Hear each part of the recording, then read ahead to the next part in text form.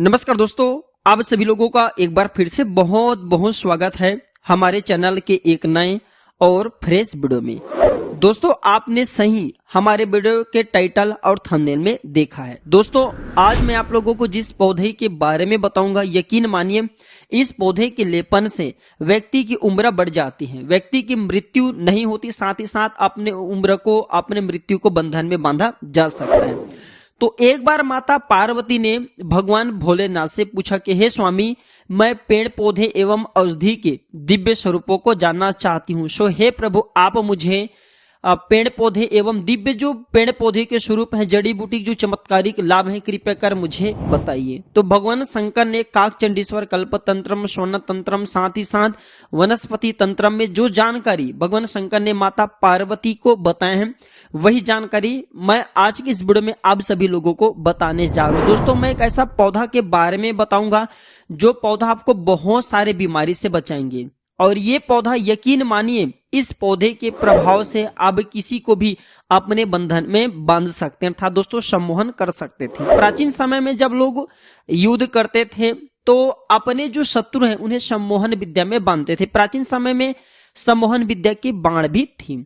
तो दोस्तों, भगवान शंकर ने माता पार्वती को कहा कि हे पार्वती, मैं जिस दिव्य औषधि के बारे में बता रहा हूं, सो उस दिव्य औषधि को ध्यान से, मन से तुम सुनना। और दोस्तों, सभी लोगों को, आप लोगों को भी मैं कह रहा हूं, जो दिव्य औषधि का प्रयोग बता रहा हूं, ये प्रयोग आपको ध्यान से सुनना है।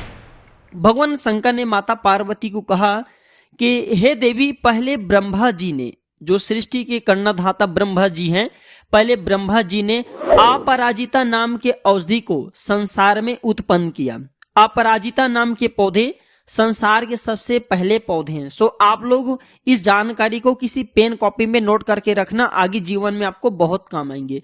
फिर भगवान शंकर ने माता पार्वती को कहा कि हे पार्वती, जो अपराजिता नाम के पौधा है, इसे लोग गिरी कर्णिका के नाम से जानते हैं।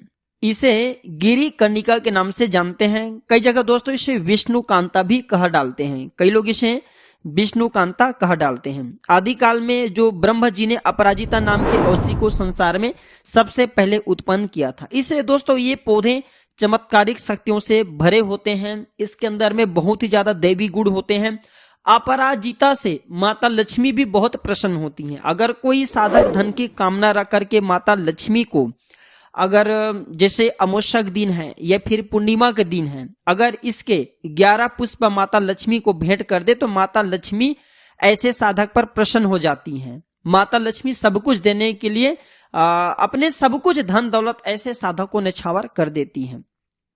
तो भगवान शंकर ने माता पार्वती को कहा कि हे पार्वती, जो अपराजिता नाम के पौधे हैं, उस पौधे की मैं जो गुण बता रहा हूं, जो मैं उनके औषधि लाभ बता रहा हूं, सो ध्यान से सुनना। तो माता पार्वती को भगवान भोलेनाथ कहते हैं कि पुष्य नक्षत्र में या फिर हस्त नक्षत्र में या फिर सूर्य और चंद्र ग्रहण में इसके जड़ को उखाड़ करके ले आना चाहिए। हस्त नक्षत्र में, पुष्य नक्षत्र में, सूर्य ग्रहण या फिर चंद्र ग्रहण में इसके जड़ को उखाड़ करके ले आना चाहिए, और बुद्धिमान मनुष्य को जरूर ही ऐसा करना चाहिए। इसके बाद इसके जो जड़ है, इसके पाउडर बना करके मनुष्य को, इसके जड़ का चूर्ण का पाउडर बना करके मनुष्य को ग्रहण करना चाहिए, अर्थात दोस्तों इसके पाउडर को दूध में डाल करके पीना चाहिए। इसके पीने से शरीर हष्ट पुष्ट एवं बलवान होता है। भगवान शंकर माता पार्वती को कहते हैं कि हे देवी, कृष्ण पक्ष की अष्टमी, कृष्ण पक्ष की अष्टमी या फिर चतुर्दशी तिथि को पवित्र होकर के अगर कसाव रहित वस्त्र धारण करके, कसाव रहित दोस्तों आपको ऐसे वस्त्र धारण करना जिसमें कसाव ना हो। आप चाहें तो धोती धारण कर सकते हैं, धोती पहन सकते हैं, और इस प्रकार के वस्त्र आपको धारण करना है। धारण करने के बाद इस औषधि की आपको बटी बनाना है, अर्थात दोस्तों इस औषधि के आपको पीस करके पंचांग को सुखा लेना है, एक पाउडर फॉर्म जैसा बना लेना है। गुड़ में डाल करके आपको इसके पंचांग को डाल करके बटी बनाना है, छोटा छोटा गोली बनाना है। गोली बनाने के बाद इसे आप जो है छाया में सुखा लेना। इसके बाद इसे छाया में सुखाने के बाद अगर आप जो है 15 दिनों के बाद इसके जो सूखे गए छाया में जो आप गोली बनाएंगे, बटी बनाएंगे, अगर आप इसे खाते हैं दोस्तों, आपके शरीर में हाथी के जैसा बल आ जाते हैं। हाथी के जैसा बल आ जाते हैं, मनुष्य दीर्घायु हो जाते हैं तथा रोगों से मुक्त हो जाते हैं। भगवान शंकर ने ये जानकारी माता पार्वती को काकचंडेश्वर कल्प तंत्र में, साथ ही साथ वनस्पति तंत्र में बताएं। साथ ही साथ दोस्तों भगवान शंकर माता पार्वती को इनके और लाभ बताते हुए कहते हैं कि अगर ललाट में अगर इसके पत्ते हैं, पंचांग है, इसे पीस करके तिलक लगाया जाए और जिस किसी को देखा जाए वह वशीभूत हो जाता है।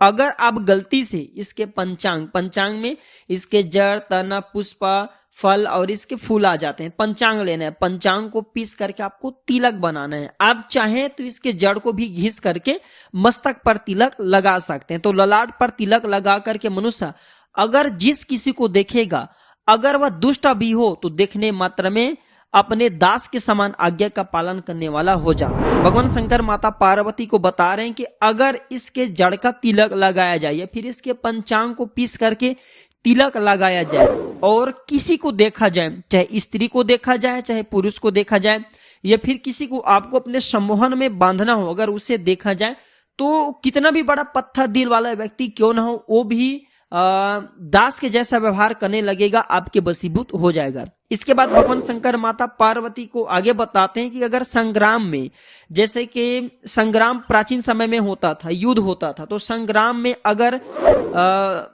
युद्ध का नौबत आ गए हैं और आप शत्रु को अगर वशीभूत करना चाहते, संग्राम में विपक्ष को वशीभूत करना चाहते, तो मुख में इसके पत्ते को धारण करने मात्र से जो शत्रु सेना थे वह वशीभूत हो जाते थे। तो आज भी दोस्तों ऐसा माना जाता है, इस महाऔषधि के पत्ते को मुख में धारण करने मात्र से, इस महाऔषधि पत्ते को मुख में धारण करने मात्र से आप किसी को भी वशीभूत कर सकते हैं। यह जानकारी काकचंडेश्वर कल्प तंत्र में भी बताया भगवान शंकर ने, और इस बात को कभी भी झूठलाया नहीं जा सकता। इसके बाद अमर होने का भगवान ने तरीका बताए।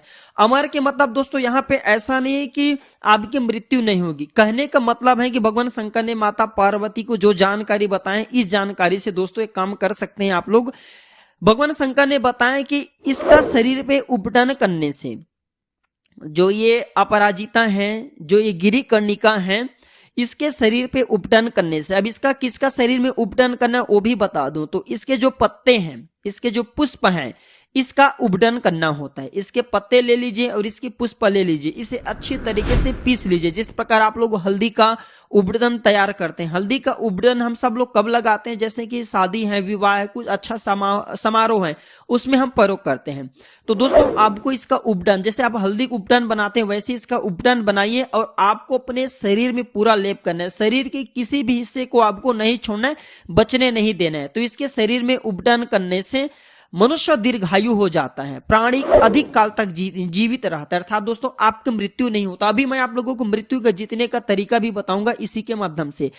देखिए अभी मैं जो जानकारी बताऊं ये पुरुषों के लिए, अब अगर स्त्री के लिए वो भी ध्यान से सुने, अगर स्त्री वीडियो को देख रही है तो, अगर स्त्री अपने योनि पर इसके पत्ते को पीस करके, इसके पुष्प को पीस करके अगर लेप करते हैं दोस्तों, अधिक काल तक जीवित रहते, इसमें संदेह नहीं। भगवान शंकर ने माता पार्वती को यह जानकारी स्वयं बताएं और भगवान शंकर जी के बात को कभी भी झूठलाया नहीं जा सकता। तो अगर आप दीर्घ काल तक जीवित रहना चाहते हैं, जैसे मान के चले एक सामान्य मनुष्य की उम्र होती है 80 वर्ष भी ले लीजिए, तो दोस्तों आप उससे अधिक जिएंगे, अर्थात कहने का मतलब है कि आप उनसे दुगना तिगना जीवन जी सकते हैं। बस आपको करना क्या है, इसके पत्ते का और इसके पुष्प का पीस करके आपको लेपन तैयार करना है और आपको इसके उपटन महीने में कम से कम, आप जैसे कि अमावस्या है और पूर्णिमा तिथि आती, तो अमावस्या को एक बार उपटन कर लीजिए, पूर्णिमा के दिन एक बार उपटन कर लीजिए, तो आप लंबे समय तक जिएंगे और मृत्यु आपके बाल भी बांका नहीं कर पाएंगे। ऐसा भी माना जाता है इसके पत्ते को पीस करके शरीर में उपटन करने से शरीर लौह जैसा मजबूत हो जाते हैं।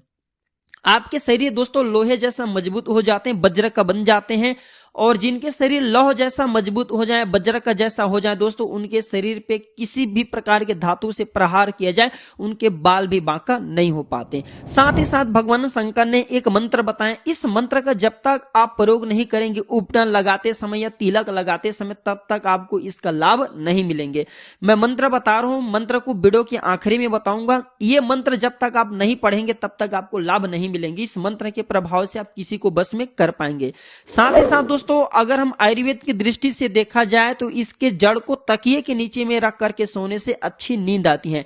जिनको अनिद्रा की समस्या, नींद नहीं आती, तो इसके जड़ को तकिए के नीचे में रखिए और आप देखना दोस्तों आपको गहरी नींद आएंगी, अच्छी नींद आने लगती है।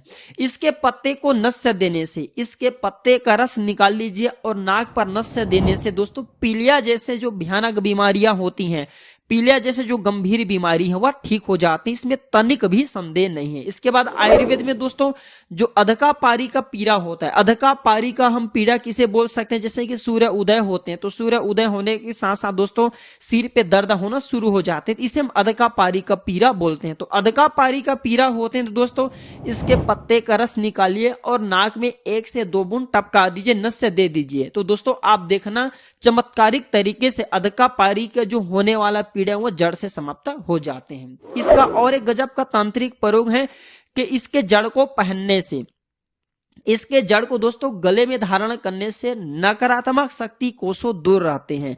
जो नकारात्मक शक्ति में जैसे कि भूत प्रेत पिशाच निशाचर अग्नि बैताल नाना प्रकार के जो नकारात्मक शक्ति कहे गए ये सब आपसे कोसों दूर रहेंगे। सो दोस्तों आप अपनी सुरक्षा के लिए या फिर आप वाहन चलाते तो वाहन की सुरक्षा के लिए इसके जड़ को आप अपने वाहन में बांध सकते हैं, अपने गले में धारण कर सकते हैं। अपने घर को सुरक्षा प्रदान करने के लिए इसके जड़ को घर के द्वार पे भी बांधा जा सकते हैं, लाल कलर के कपड़े में डाल करके बांध सकते हैं। आपके घर हमेशा नकारात्मक शक्ति से सुरक्षित रहेंगे। चलिए मैं उस मंत्र को बता दूं जो भगवान शंकर ने माता पार्वती को बताया। भगवान शंकर ने माता पार्वती को कहे कि हे देवी जो मैं मंत्र बता रहा हूं इस मंत्र का जब तक कोई व्यक्ति जानकर नहीं रहेंगे तब तक इसका लाभ नहीं ले पाएंगे। तो मंत्र सुनिए, ओम अमृत अमृत प्रभे सर्व सिद्धेश्वरी अमित प्रभे स्वाहा। एक बार और मंत्र को ध्यान से सुनिए ताकि आपको स्पष्ट समझ आ जाए। ओम अमृते अमृत प्रभे सर्व सिद्धेश्वरी अमित प्रभे स्वाहा। इस मंत्र को दोस्तों आपको करना क्या होता है, इस मंत्र को 7 बार जप करके आप जो उबटन बनाएंगे उस उबटन में आपको फूंक मारना है या फिर तिलक लगाएंगे। दोस्तों तिलक लगाते समय जब आप तिलक तैयार करेंगे इसके पत्ते के माध्यम से, पुष्प के माध्यम से, उस तिलक को दोस्तों आपको हाथ में रख करके ये मंत्र 7 बार पढ़ करके फूंक मारना है और आपको मस्तक पर तिलक लगाना है। तो यथावत ये सिद्धि हो जाएंगे, इसमें सिद्ध हो जाएंगे, फिर आप जिसे चाहो उसे वश में कर सकते हैं। दोस्तों आज की इस वीडियो में मैं आप लोगों को ऐसे गुप्त जानकारी भी बता दिया हूं जो कि बताना नहीं चाहिए। सो मैं जन कल्याण के लिए, समाज कल्याण के लिए इस प्रकार के पेड़ पौधे की जानकारी को छुपा भी नहीं रहा हूं, आप सभी के बीच में प्रस्तुत कर रहा हूं। वीडियो अच्छा लगा दोस्तों इसे लाइक करना, इसे अपने दोस्तों बारे में शेयर करना। साथ ही साथ दोस्तों अभी तक वीडियो को लाइक नहीं किए होंगे तो वीडियो को लाइक कर कमेंट बॉक्स में जय श्री राम लिख देना। आज की जानकारी बस इतने दोस्तों, हम जल्द जुड़ेंगे आप सभी से एक नए और अच्छे जानकारी के साथ। वीडियो को आखिरी तक देखने के लिए धन्यवाद। नमस्कार।